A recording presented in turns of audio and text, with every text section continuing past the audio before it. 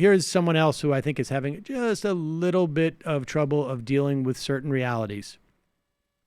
And there are now, it appears to be greater calls, not quite institutional, but greater calls within the Democratic Party for various candidates who clearly have not caught fire and don't look to be catching fire in the presidential elections to maybe go back to their home states and at the very least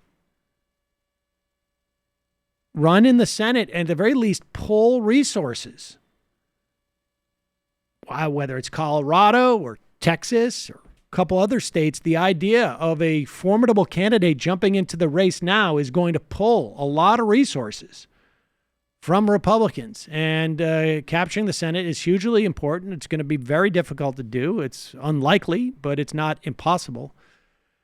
But here's Beto trying to respond.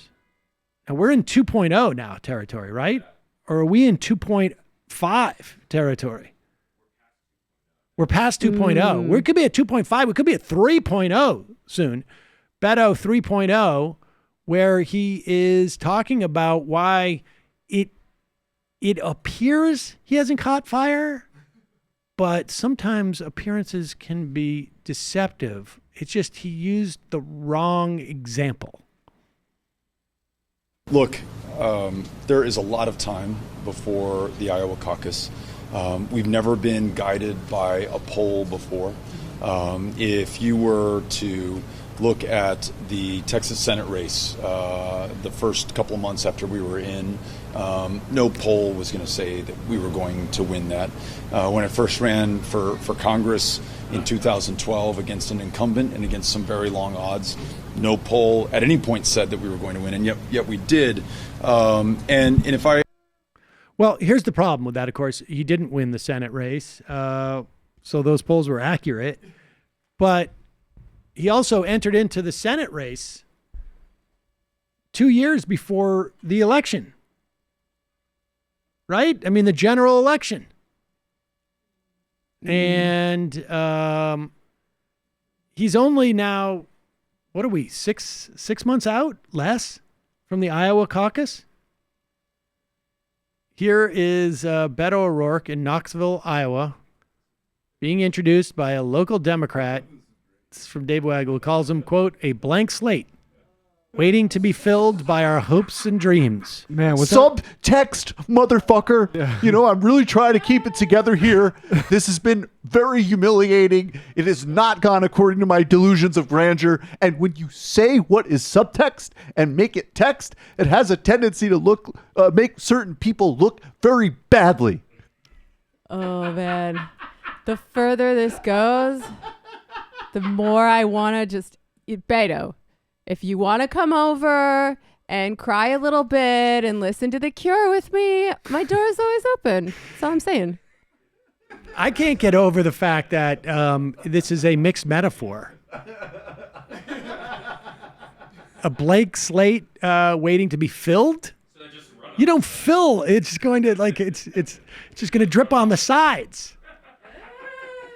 Shouldn't he be like a bucket waiting to be filled by our hopes and dreams, or a blank slate willing to be drawn upon or projected, or, you know? And if we can just use placeholder text for the actual text that we use in our introductions, we can save a lot of time.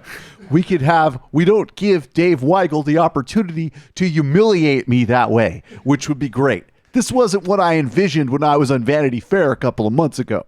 Here's what I want to say. No introduction. You do it. You do it in your head. Think of what you want. That's the way my introduction goes, in your head. Okay?